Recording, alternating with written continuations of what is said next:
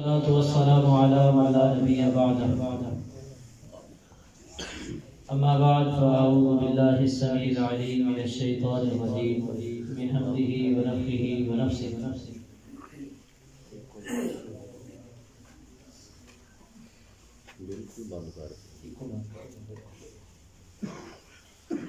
معزز سامعین کرام،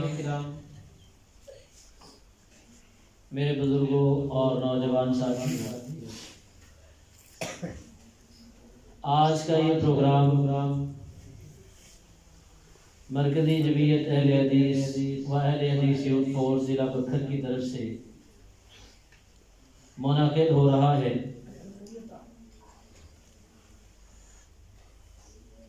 اور اس کا انتظام و انصرام جامعہ اسلامیہ سلفیہ اڈا جہان خان کی طرف سے کیا گیا ہے، اور اس پروگرام کے تمام تر ضروریات اور اخراجات اسی بستی کے ہمارے بھائی محترم و مکرم جناب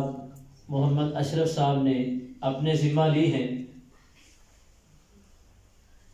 علماء کی اور آپ تمام سامعین کی مہمان نوازی، میزبانی، سب کچھ انہوں نے کہا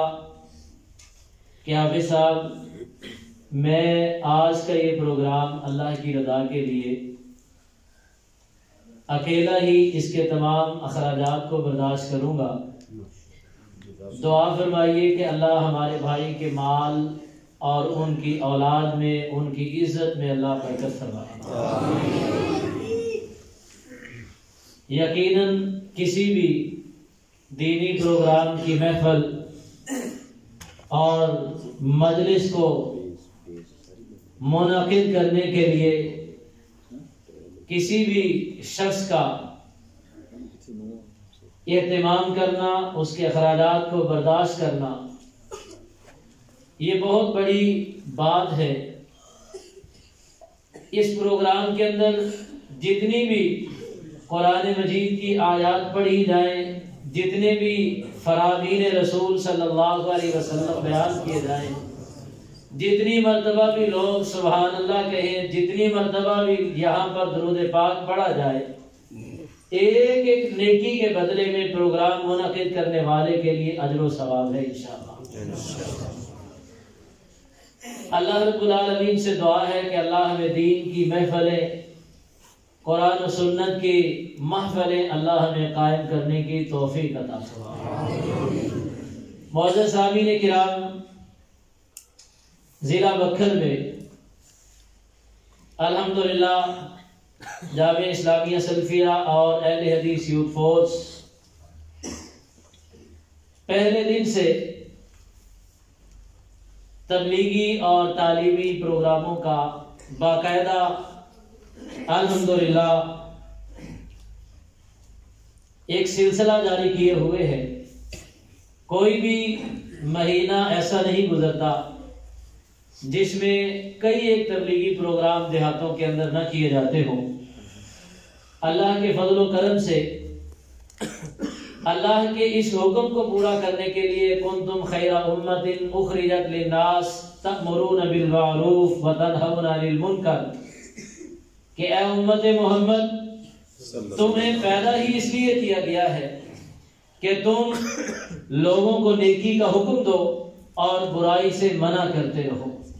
اللہ کے اس حکم کو پورا کرنے کے لیے اہل حدیث یوتھ فورس کریا کریا، نگر نگر، بستی بستی، گاؤں گاؤں اللہ کا پیغام لیے الحمدللہ لوگوں کی دہلیزوں تک پہنچ رہی ہے، تاکہ کوئی گاؤں، کوئی بستی، کوئی فرد ایسا نہ ہو کل قیامت کے دن اللہ کے سامنے عذر پیش کرے، اللہ مجھے کسی نے تیرے دین کی دعوت نہیں پہنچائی۔ ہماری یہ کوشش ہے، ہماری یہ تمنا ہے، جستجو ہے،